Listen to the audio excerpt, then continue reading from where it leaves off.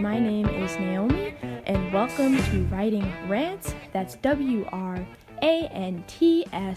small w, big R, home of all things creative writing. If you joined us last week for our analysis of the Tales of Despero book-to-film adaptation, welcome back. If this is your first time tuning in, thank you for joining us. In this week's episode, we will be discussing the rules of Insta-Romance. Now before you sigh, roll your eyes, and tell me that you can't expect writers to be creative while following rules, just hear me out. The rules are simple. 1. Create genuine chemistry between your characters, and 2. Make the romance believable. Now I can almost hear you say, come on Naomi, those rules are pretty obvious, don't you think? Yes they are. But these basic rules are often overlooked by the writer's zeal to show the reader scenes of intimacy. As the name Insta-Romance suggests, the romance in these works is often quick, sudden, and spur of the moment. However, that doesn't mean that you as the writer can neglect creating a connection between your characters. In the quote-unquote real world, people are drawn to each other for specific reasons, whether these reasons are superficial, like physical attributes, or specific, like the way that a person pronounces certain words, or really emotionally attached, like the way that a love interest can make you feel unquestionably understood. It doesn't matter. It's still a reason. And it doesn't matter how long or how short your characters' interactions are. You need to make sure that your Insta-Romance doesn't feel forced. Now, there are a variety of different ways to go about the task of following these rules. The first is through using dialogue. This can be approached a few different ways in and of itself. One of the easiest ways to accomplish quick connection through dialogue is with a little flirtation. Take, for example, this quote from finale Hush, Hush by Becca Fitzpatrick. All I can think about is bed. We're sharing the same thought. You're thinking about bed too? I'm thinking about you in my bed. Another example of effective flirtatious dialogue is from Elena Andrews on The Edge. Give me a few minutes. You have time. He sat in the grass. Are you just going to sit there and watch me? Yes. Watching pretty peasant girls is what we poor little rich boys do best. Peasant? He shrugged. You started the name-calling. Now, neither of these examples scream romance, but in a few short lines, we get the feeling that any love, soon to come or not, would be natural between these characters, which is the predominant goal here. Another way to use dialogue to make a connection feel genuine is by having one of your characters admit or confess to something. This actually leaves a great deal of room for you to construct a connection between characters. Now, the confession could be the alcohol talking, or it could be an expression of trust, though that will require some more work on your end to explain why that trust exists. Now, these reasons don't necessarily need to be logical, but you need to have them. Sometimes how the other character responds to this confession can also help you create an instant bond. Maybe the other character has a similar confession, or he and she doesn't judge, or maybe the other character cracks a joke to break the tension. We can see the style of dialogue used to build a bond in Nautical Miles by N.L. Laffoy. For context, Rachel is being held hostage by pirates. The first mate, Graham, tried to help her escape, but Rachel allowed herself to get caught. And then we have the ensuing dialogue. Because of the recent coronavirus outbreak, I'm actually not able to have my copy of Nautical Miles on hand. So the recording that you're about to hear is one I made a few months ago, which is why it's going to sound a little bit jinky, but stick with me, or skip. Graham, she exclaimed. Good evening, he said calmly, keeping his eyes cast downward. He had a lamp sitting atop the barrel in front of him, and it lit up his profile. Rachel laughed a little at her vehement exclamation and stepped back. I thought Kat might have decided to toss you overboard after all. Graham laughed in response.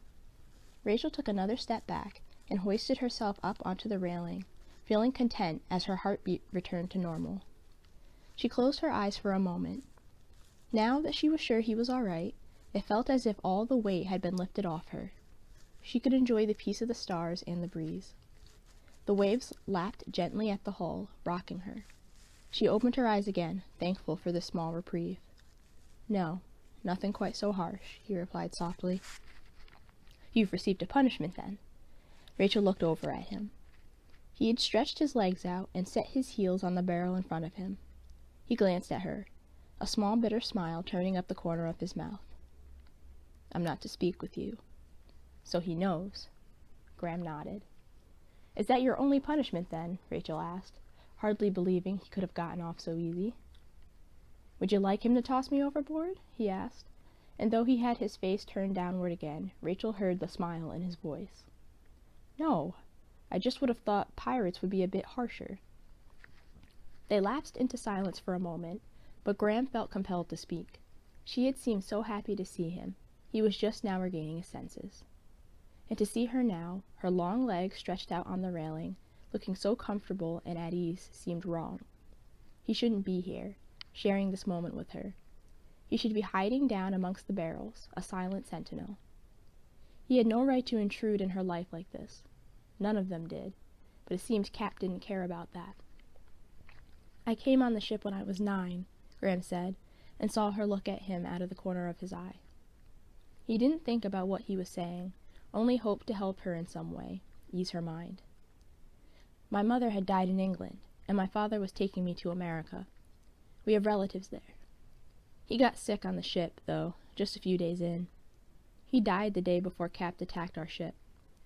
I hid until they had looted all they wanted. Then they sunk the ship. Most of the passengers escaped on rowboats, but I fell into the water. I had grabbed onto a piece of driftwood and would have drowned, but Cap pulled me up." Rachel was silent. What could be said after that? "I'm sorry?" So she said nothing. She simply absorbed his words and shared the night with him. But soon she grew tired and her head kept bobbing to the side. Graham's soft laugh roused her. "Go to bed before you fall in." She nodded sleepily and complied, whispering a soft good night as she passed him. While Nautical Miles is not technically an Insta-Romance, Lafoi does capture the essence of creating and showcasing a swift attachment between characters. A second way to create genuine, believable Insta-Romance is by having one of your characters make some sort of a kind gesture. This could be as simple as offering to pay for a drink or a meal, or as complex as offering the other person a job. Now, this moment can't stand alone. You'll still have to incorporate a little reasoning behind your character's interest. And again, a character's interest can stem from a variety of things. One of my favorite examples of this tactic, however, is from I Said Yes by Kirsten Magdalene. And apologies, I know I mispronounced your last name. But for a bit of context, Hannah and Mark met at a bar. Mark offered to take her to the best burger joint in Atlanta. Right before this dialogue, Hannah admitted to being hesitant about eating junk food because she once struggled with her weight.